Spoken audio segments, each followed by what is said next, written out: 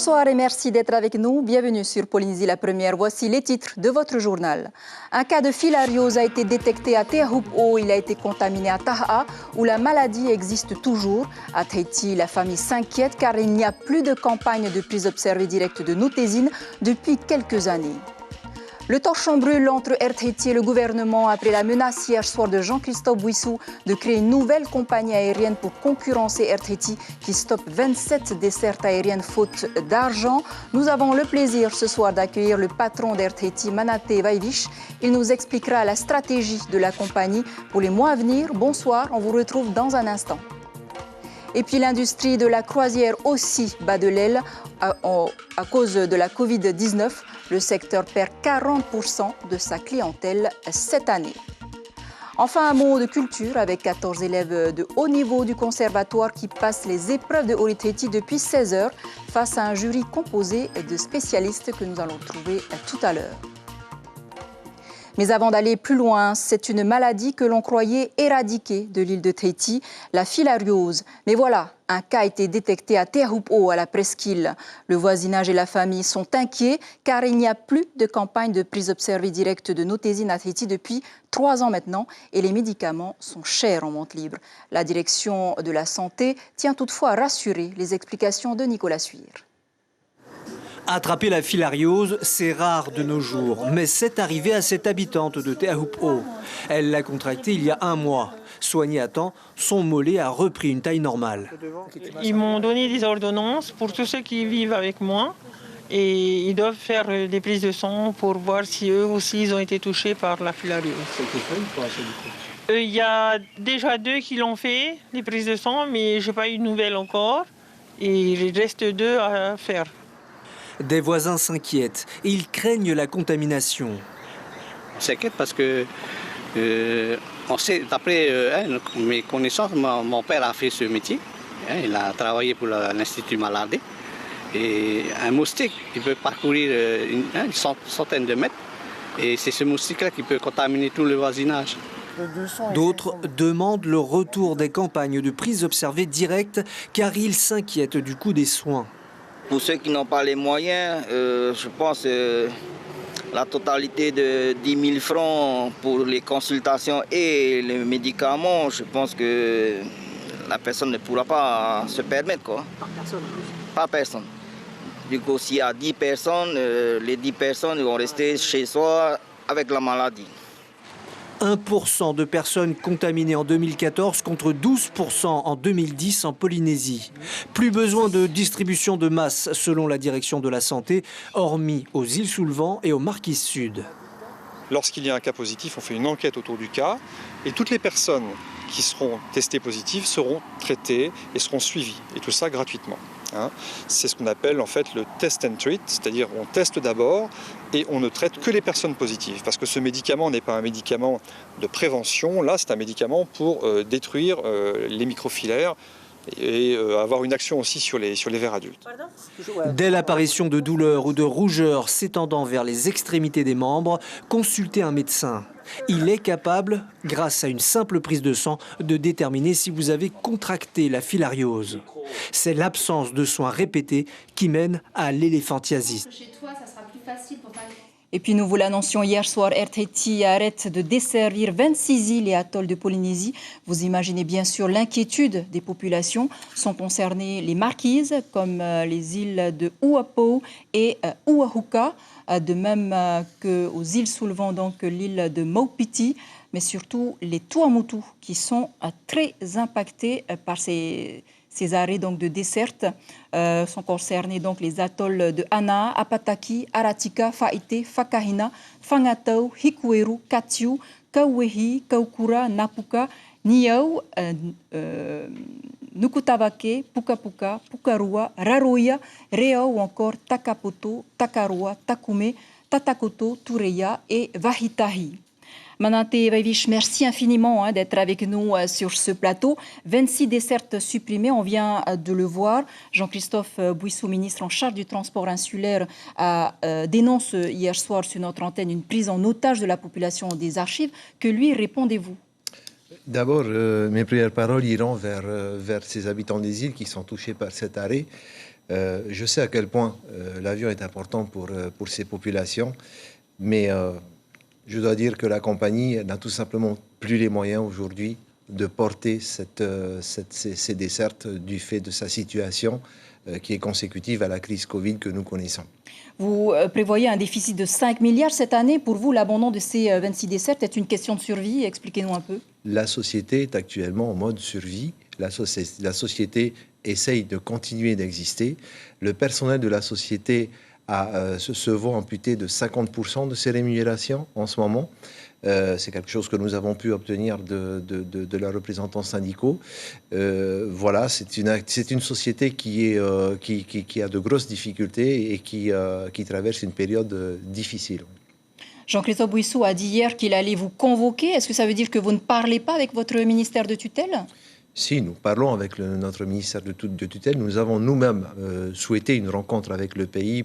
Nous lui avons exposé la situation à maintes reprises. Et encore la semaine dernière, nous avons adressé au gouvernement un courrier dans lequel nous demandons qu'une réunion soit tenue de manière à évoquer ces difficultés et à trouver des solutions ensemble. La menace la plus surprenante, Jean-Christophe Bouissou, veut créer une nouvelle compagnie. Menate Vaivish, pour vous, c'est du bluff ? Il ne m'appartient pas de juger, de savoir si c'est du bluff ou pas, mais je dis que fondamentalement, ça ne résout pas le problème. Le problème, c'est que ces lignes sont déficitaires, qu'elles soient faites par Air Tahiti ou par une autre compagnie, ces lignes continueront d'être déficitaires, compte tenu de leur éloignement et du peu d'habitants qu'il y a sur ces destinations.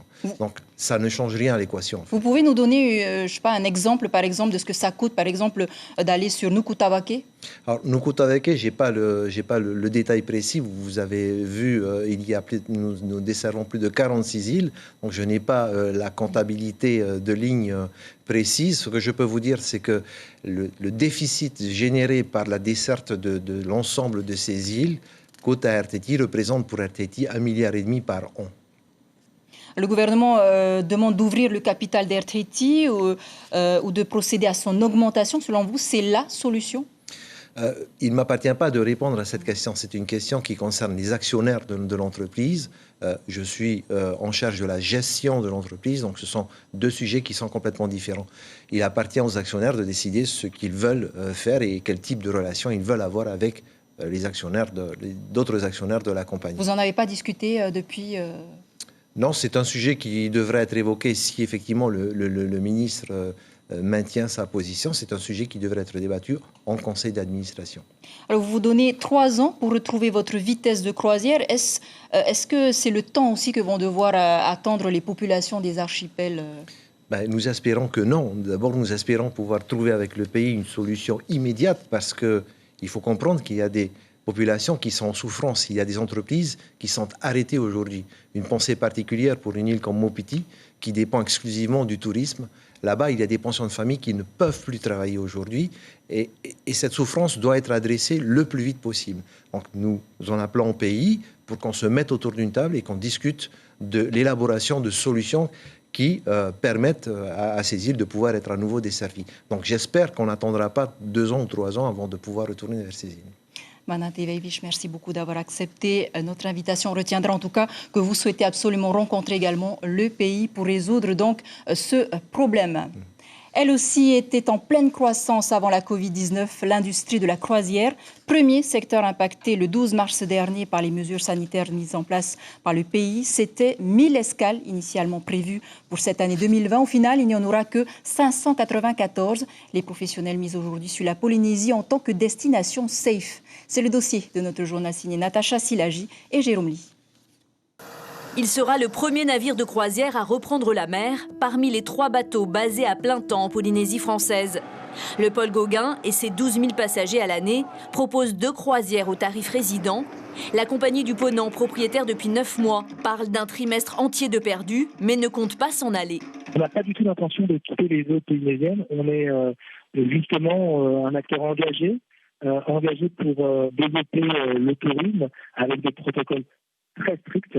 Donc ça, c'est vraiment le plus important. Et on a mis 4 mois à les élaborer. Non, notre volonté est au contraire d'augmenter notre présence là-bas si, évidemment, les perspectives de tourisme comme secteur aujourd'hui. 40% de pertes estimées en 2020 pour le secteur. Un peu moins de 600 escales confirmées contre les 1000 prévues au départ.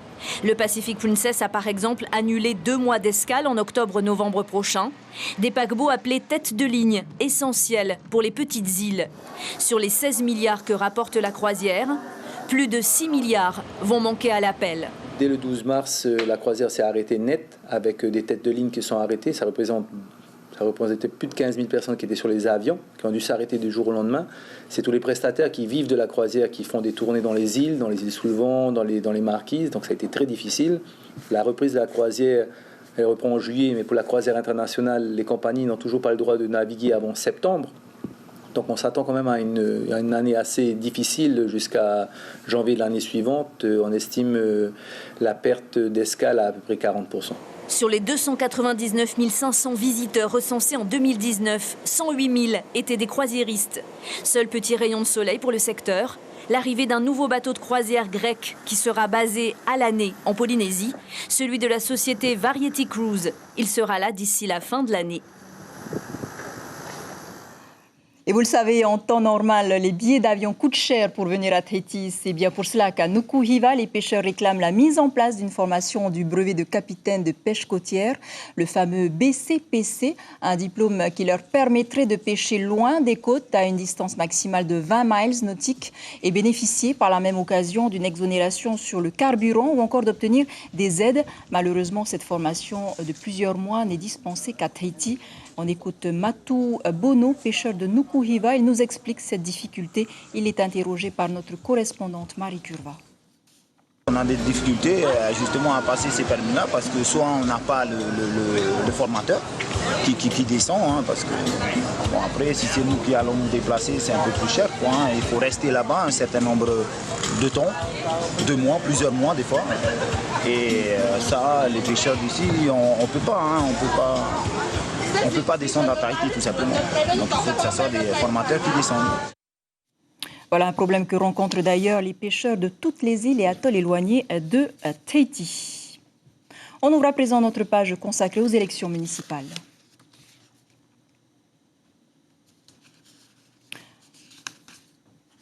Voilà, et donc aujourd'hui, on s'intéresse donc à Oscar Temaru et son avocat qui étaient à nouveau devant les tribunaux aujourd'hui. C'est donc un reportage de Mario Leroy. Je viens de conclure en leur disant que je fais confiance en la justice avec un grand J. La Chambre de l'instruction entendra-t-elle l'appel d'Oscar Temaru contre la saisie de plus de 11 millions opérée sur son compte bancaire? Une saisie pénale injustifiée pour la défense de l'homme politique. Monsieur Temaru n'a pas été mis en examen, il n'est pas poursuivi dans le tribunal. Donc c'était tout à fait prématuré. En plus, c'est un monsieur avec son épouse qui va pas, le risque, il va pas disparaître. Alors le risque, il a un patrimoine immobilier. Donc s'il avait une dette un jour, il en répondra. Le procureur avait ordonné cette saisie dans le cadre de l'affaire de la protection fonctionnelle votée par la mairie de Fa'a pour le dossier Radio Tefana. Un règlement de compte politique pour le leader indépendantiste. Je l'ai déclaré inéligible pour 1 an. Mais il savait très très bien que c'est pour toute la mandature, c'est 5 ans. Alors multiplier l'indemnité à l'Assemblée territoriale par 5 ans, ça fait déjà pas loin de 50 millions. Plus 11 millions, là, un bon matin, vous vous réveillez, vous le compte. C'est quoi ça? C'est pas l'acharnement, ça? La Chambre de l'instruction donnera sa réponse dans 15 jours. Voilà, on ouvre à présent notre page consacrée aux élections municipales.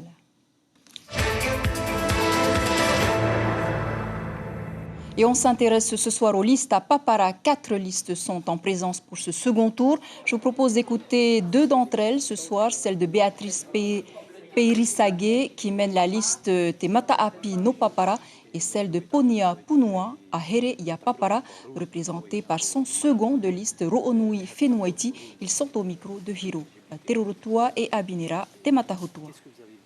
aider les jeunes, faire accroître l'économie de la commune, donc beaucoup de choses. Mais aujourd'hui, Temata Api veut d'abord redorer le blason de la commune avec beaucoup de volonté, mettre un conseil municipal uni, puisque je pense que c'est ce qui a péché ces quelques dernières années, avec un conseil municipal divisé qui ne prenait peut-être pas forcément les bonnes décisions. Et donc aujourd'hui, c'est ce qu'on prône dans Temata Api No Papara, hein, c'est que la population puisse élire un conseil municipal uni. Tout d'abord, les premiers, c'est de terminer ce qui a terminé comme projet. Et ensuite, c'est de se tourner vers la jeunesse. Parce qu'aujourd'hui, la jeunesse a besoin d'être rassurée. Pour que cette jeunesse puisse bien vivre dans la commune de Papara, il faut leur donner les moyens. Les moyens au niveau du sport, les moyens aussi au niveau du travail. Vous savez qu'aujourd'hui, ici à Papara, c'est une commune rurale, donc nous avons du foncier. Donc pourquoi pas voir avec le pays de donner du foncier à cette jeunesse pour les tourner vers pour demain. Voilà, et ce matin, Tauhiti Nena, qui brigue le fauteuil de maire de la capitale et leader de la liste Pape Eteto Oire, était l'invité café de la matinale radio. Avec 19,9% des voix au premier tour, Tauhiti Nena compte parmi ses priorités l'embellissement de la ville et l'aide aux commerçants. On l'écoute. Aujourd'hui, les commerçants souffrent. La commune, le maire a décidé, en conseil municipal, on a soutenu, mais de mettre un budget de 36 millions. En sachant que grâce aux commerçants, c'est pratiquement 3 milliards de recettes par an. Donc je crois que le maire se doit de soutenir les commerçants sur un budget de 200-300 millions. À quelle hauteur vous À hauteur de 200-300 millions, ça correspond à 4-5% de ce que nous versent les commerçants. Pour les aider. Le pays a sa part, l'État a sa part, mais la commune se doit également de soutenir. Au niveau de l'embellissement de la ville, il demande à ce qu'on embellit. Nous allons mettre en place un programme avec un architecte. C'est pas compliqué quand même. À Toulouse, où ils ont mis des mesures incitatives, par exemple, où la commune prenait en charge et les propriétaires, ce qui fait qu'ils ont pu réhabiliter et embellir cette ville. 25 ans après, on voit, vous voyez les façades, les trous et tout. Donc je crois que je renforcerai l'équipe des services techniques pour agir tout de suite quand il faut restaurer des trottoirs et autres, mais surtout au niveau de l'embellissement avec les commerçants au travail. Et sachez que demain, Tepuano Isno, candidat à Roué, sera l'invité café de votre matinale radio. Et c'est ainsi que se referme cette page sur les élections municipales.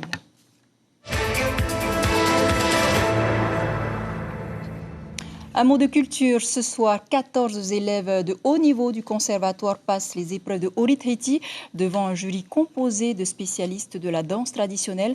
Un examen un peu particulier, perturbé par le confinement. Vous allez le voir. Nous rejoignons sur place Brigitte Olivier et son invité Fabien Dinard. Oui, Chiquita, ce soir, c'est le grand soir pour 14 candidats qui se présentent ce soir au brevet de fin d'études du 2e cycle ici au Conservatoire artistique. Fabien Dinard, vous êtes le directeur de cette jolie maison. Vous avez continué à travailler pendant le confinement. Finalement, ces jeunes qui viennent ce soir se présenter ont travaillé pendant le confinement. Oui, ils ont travaillé, on tenait à ce que le télétravail puisse continuer pendant le confinement. On a suivi cela de très près et pour que ces élèves puissent être enfin prêts pour passer leur examen de fin d'année. Alors comment ils ont fait? C'était le télétravail? Il y avait des ateliers? Oui, il y avait des ateliers, il y avait du télétravail. On a utilisé toutes les plateformes possibles pour transmettre les enseignements. Ça a beaucoup été suivi. On a eu un taux assez important de suivi de la part de nos élèves. Donc, ma foi, ça nous a appris une autre façon d'enseigner. Aujourd'hui, ils vont se présenter pour l'obtention de 2 diplômes, le BET, le brevet d'études traditionnelles, et le CFET, le certificat d'études traditionnelles. C'est un aboutissement d'au moins une dizaine d'années d'études pour ces élèves-là. C'est pas encore la fin, puisque le Graal, c'est vraiment la médaille d'or, ce que on appelle le diplôme de fin d'études. Ce sera pour une de ce qui va passer ce soir l'année prochaine, parce qu'il faut 2 ans dans ce cycle pour pouvoir prétendre à passer ce diplôme. En fait, ce que vous nous dites, c'est qu'il faut 10 ans d'études pour danser correctement? Au moins. au moins, parce que certains ont commencé dès l'âge de 4 ans, 5 ans. Alors Fabien, vous vous sentez comment ce soir en tant que directeur du conservatoire? Vous revivez un petit peu aussi, quoi? Oui, après toute cette période d'enfermement, on est heureux de retrouver nos élèves et nos parents d'élèves. Et c'est un aboutissement, c'est toujours une joie de voir tout le travail qui est fourni par ces élèves, parce qu'aujourd'hui, c'est que des programmes de création. Donc on est impatient et assez excité de voir ce qui nous est présenté pour cette fin d'année. Merci Fabien. Voilà, ça ne va pas remplacer le EIVA, bien sûr, qui n'aura pas lieu cette année. Et c'est vraiment triste, c'est la première année sans EIVA depuis très très très longtemps. Mais enfin voilà, le conservatoire vit quand même. Voilà, merci beaucoup Brigitte pour ce point en direct donc de la maison du conservatoire de Tiperoui. Nous allons clore ce journal à Bora Bora où les élèves de l'école de danse Raïvaïhiti ont repris les cours de Orit Haiti, toujours avec beaucoup de plaisir. Kevin Hawata, qui dirige l'école, souhaitait se présenter cette année au Heiva des écoles à Tahiti avec ses 60 élèves, mais la Covid-19 est passée par là. Alors l'école a finalement opté pour une préparation en vue de leur spectacle de fin d'année prévu ce mois d'octobre. Nous l'écoutons au micro de Rosanna Maïhuta. Comme tout le monde, ça nous est tombé comme ça dessus. On ne s'y était pas préparé. Et malheureusement, c'est tombé aussi pendant la date où on avait le gala. On maintient le cap et on le fera en octobre. On se doit de donner ce spectacle aux parents. Voilà, c'est ainsi que s'achève ce journal dont je vous rappelle l'information principale. Manate Vaivich, le DG de Air Tahiti, répond ce soir à Jean-Christophe Bouissou. Il justifie son choix de fermer définitivement 26 dessertes car elles coûtent 1,5 milliard de francs pacifiques par an. Je vous rappelle qu'hier, le ministre des Transports insulaires menaçait de créer une nouvelle compagnie aérienne. À la une de vos quotidiens demain, la dépêche titre « L'hôpital préparé au scénario le plus extrême ». Voilà, c'était l'essentiel de l'actualité. Merci de nous rester fidèles. 5h30, vos infos radio. Très belle nuit sur la première. À demain.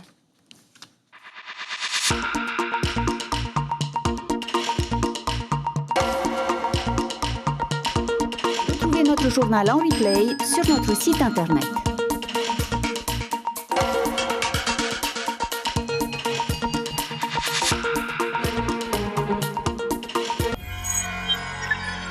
Retrouvez ce programme en replay sur notre site internet